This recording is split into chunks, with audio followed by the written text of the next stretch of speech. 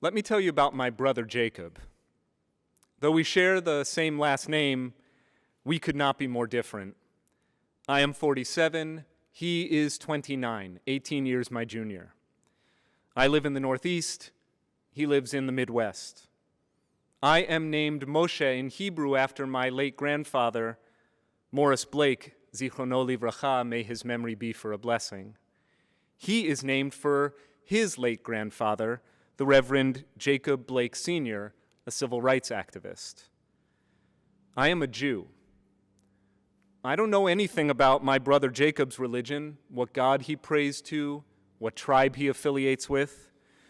We do know that his outspoken father has a dismaying record of making outrageous anti-Semitic and anti-Christian statements and supporting the notorious anti-Semite Louis Farrakhan. Like I said, my brother and I could not be more different. I am white, and my brother is black. And right now, I am standing on my own 2 feet, while Jacob Blake is paralyzed from the waist down, having taken 7 bullets to the back in Kenosha, Wisconsin on August 23rd. Blake is, of course, only one in a long list of names of black men and women brutalized by law enforcement, a list that includes George Floyd and Breonna Taylor and Ahmaud Arbery and Daniel Prude and so many names before theirs. I come here today not to acquit or convict, although I would remind us that in America, as in Judaism, extrajudicial killings violate the law, even when a person is suspected of a crime. No, today I bring a different message, one for the day of reckoning, this day of Yom Kippur. There will be other days to talk about what's broken and needs mending in our politics, what's broken and needs mending in our system of policing, what's broken and needs mending in our public discourse. But today is Yom Kippur, the Day of Atonement. So today I want to talk about what's broken in my heart, what needs mending in our humanity. Today I want to talk about brothers. Now, brothers are all over the Bible, and it would be an understatement to say that the business between and among biblical brothers can get complicated. Cain murders the first brother, Abel, in a frenzy of jealousy and then rages back at God, "Am I my brother's keeper?" A question that God never directly answers, but which echoes throughout the Torah down to the present day. Ishmael and Isaac, common sons of Abraham, live a life estranged. The bitter rivalry of fraternal twins Jacob and Esau occupies 10 full chapters in the book of Genesis. And what can we say about Joseph and his brothers that hasn't already been sung in an amazing Technicolor Broadway musical? And then there's the troubling fact that the Jewish tradition can't even agree on what the Torah means when it uses the word brother. Does it mean only a sibling, one who shares the same family unit? The book of Leviticus uses the word brother much more broadly. V'chi yamuch achicha u'matay yado imach v'hechezakta bo ger v'toshav v'chai imach. If your brother falls on hard times and is unable to support himself in your midst, you should support him as if he were a stranger or sojourner, and let him live among you. Al tikach me'ito neshech v'tarbit v'yareta me'elohecha v'che'achicha imach. Do not take any profit or interest from him, but rather act out of reverence for God and let him live by your side as your brother. Clearly, what's meant here is something more than a literal sibling. We're talking about a person in need, whom the Torah considers more like a resident alien who has become poor, requires assistance, and we are expected to do the right thing and treat another human being as part of the family. Along comes the book of Deuteronomy with a modified take on brother. The context in which the word appears is similar. We're still talking about the prohibition against lending at interest or financially exploiting the disadvantaged. Deuteronomy says, Lo tashich leachicha neshech kesef neshech ochel, neshech kol davar asher yishach. You shall not deduct interest from loans to your brother, whether in money or food or anything else that can be deducted as interest. Linochri tashich. But you may deduct interest from loans to foreigners. So by adding one tiny clause, two Hebrew words, linochri tashich, but you may take interest from foreigners, Deuteronomy implicitly changes the meaning of brother, defining it more narrowly. Your brother, it seems to say, means one of your own, not a foreigner, not other, someone from your tribe. What we might call in Yiddish landsman, or a fellow Jew, or even more narrowly, a fellow Jew from the same part of the old country, maybe even the same shtetl. This same passage, by the way, gives rise to the concept of a Hebrew free loan society, a lending association by Jews for Jews, specifically developed by already established American Jews to help their landsmen obtain a foothold in the New World. And this passage also made it possible for medieval Jews to work as much reviled moneylenders in Christian Europe, a vocation considered dishonorable for good God-fearing Christians. With Deuteronomy's more narrow read, Jews could lend at interest to Christians so long as they did not charge interest to their fellow Jews. You can imagine how this played out in Christian European society, where anti-Semitism had already run rampant for centuries, in the worst cases, actively sponsored by the church and the state, which were often indistinguishable one from the other. Still, I am not convinced that what the Torah originally meant by brother referred only to one's own folk or tribe or landsman.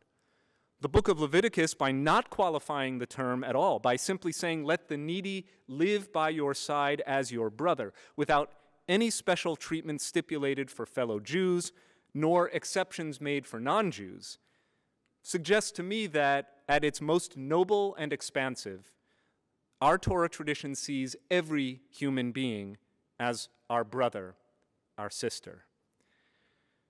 Now, such a read derives as much from Levitical laws of lending as it does from the Torah's opening words, which declare that God created humankind b'tselem Elohim, in the divine image.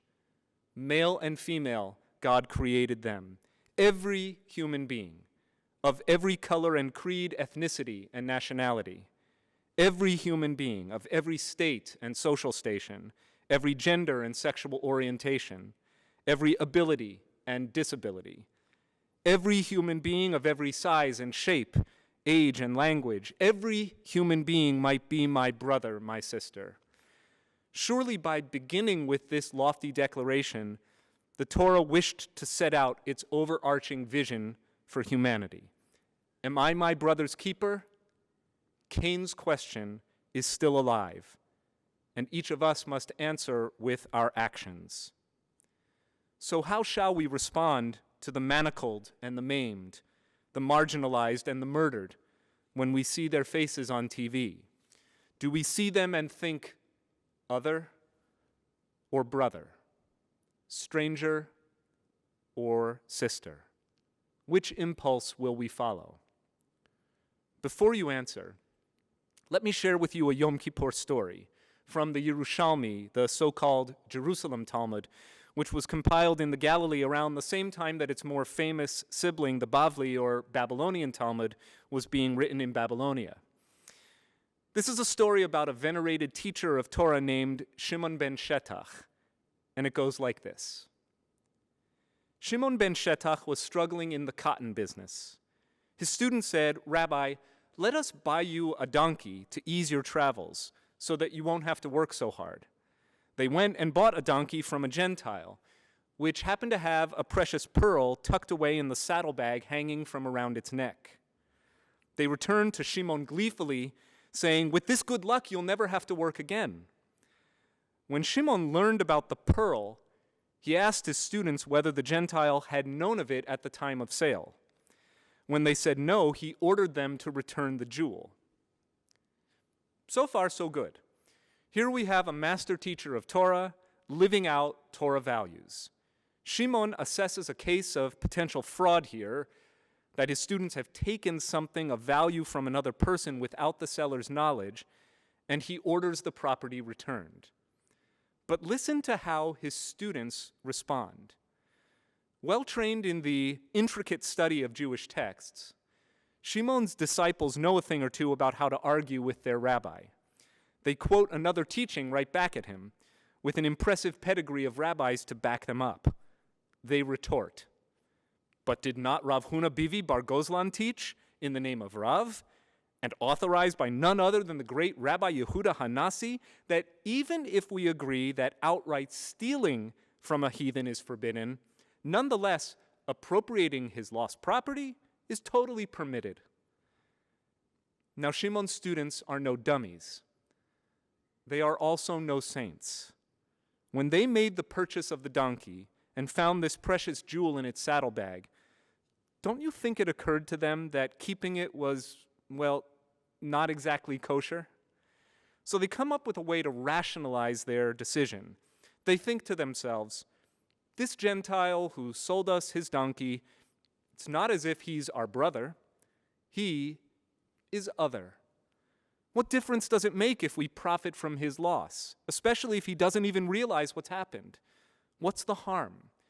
And not only that, do we not have a teaching from some of the most esteemed rabbis who ever lived that suggests that it's okay to appropriate lost property from another person so long as it's not a fellow Jew? Who is this heathen to us anyway? So they present this legal argument to their teacher, and Shimon ben Shetach loses his patience, exclaiming, "What? Who do you think I am, a barbarian? I would rather hear others say, 'Blessed be the God of the Jews,' than have all the money in the world." End of story. You see, Shimon understood that the issue at hand is ethical, not legal. Shimon cared not only about what was permitted, but also, and more importantly, what was right. Shimon wanted Jews and Judaism to be not so much smart or clever, but righteous. Now, I have promised you that I would talk about what's broken in my heart, what needs mending in our humanity, and we have arrived at the moment of truth.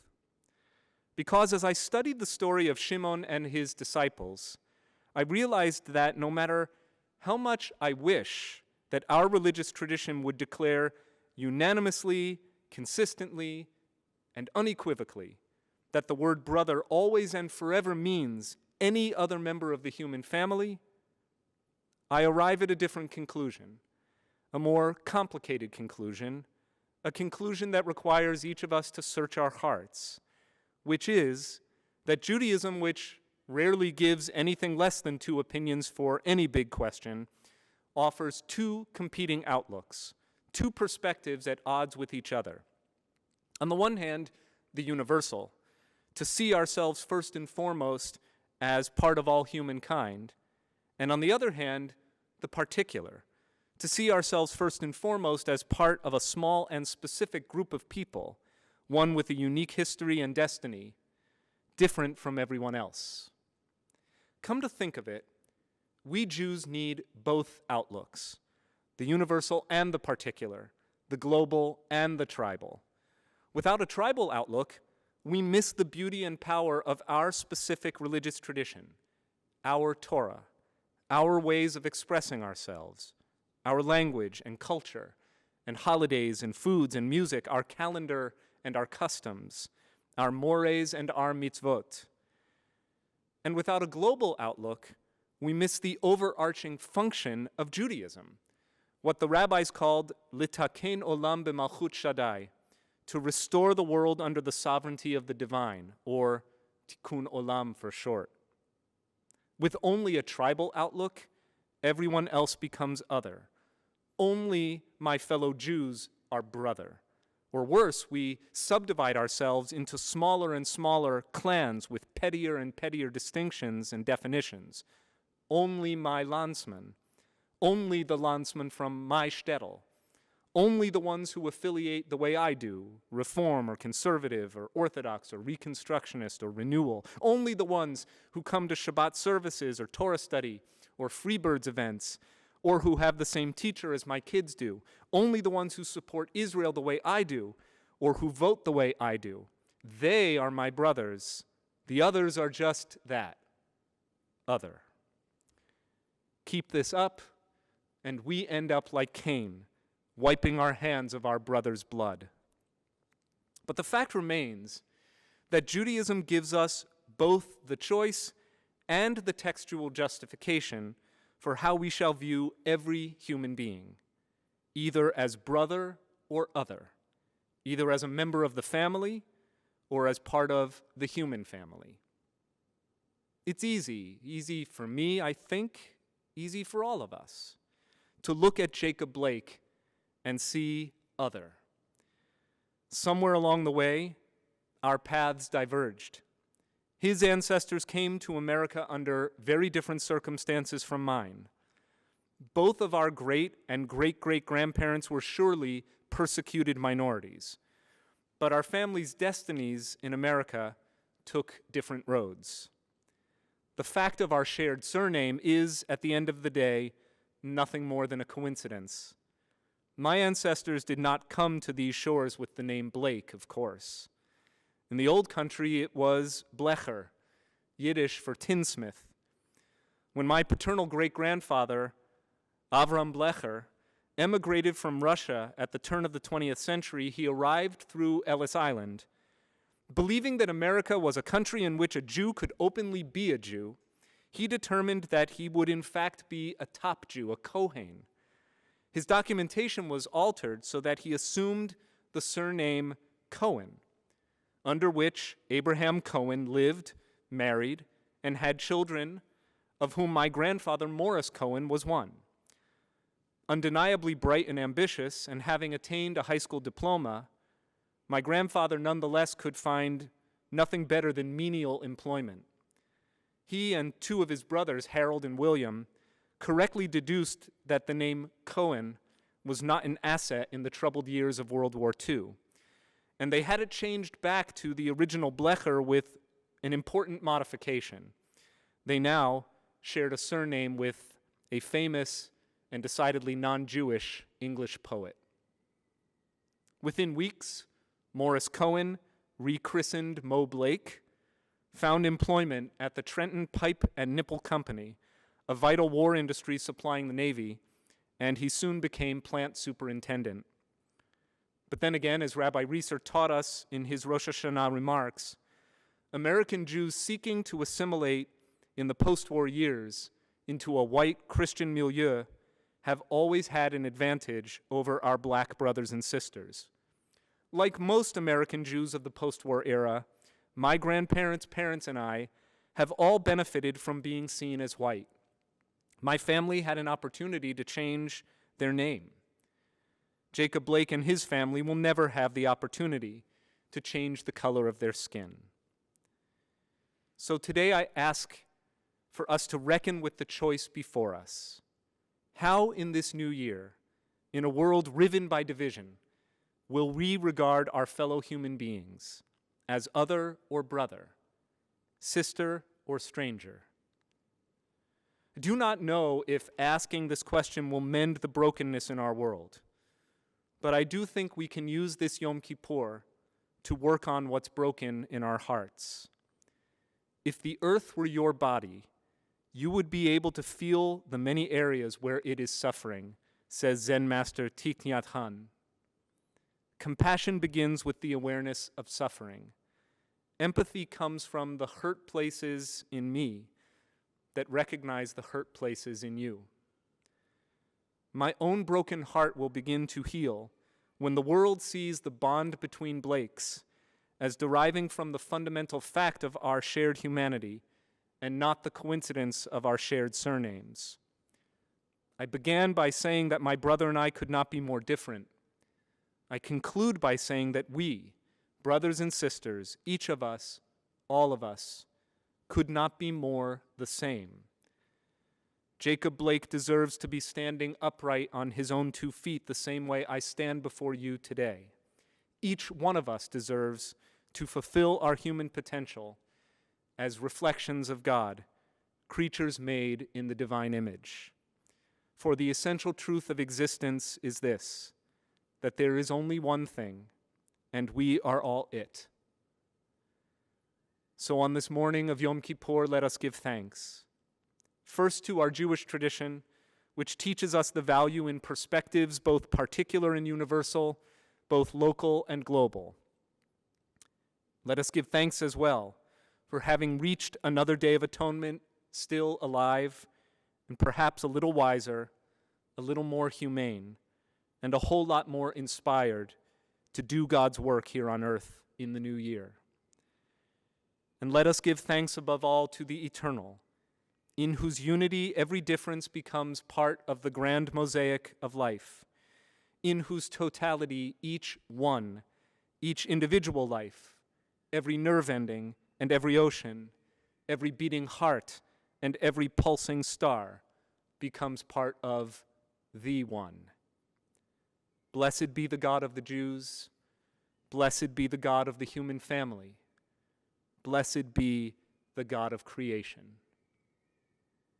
Amen.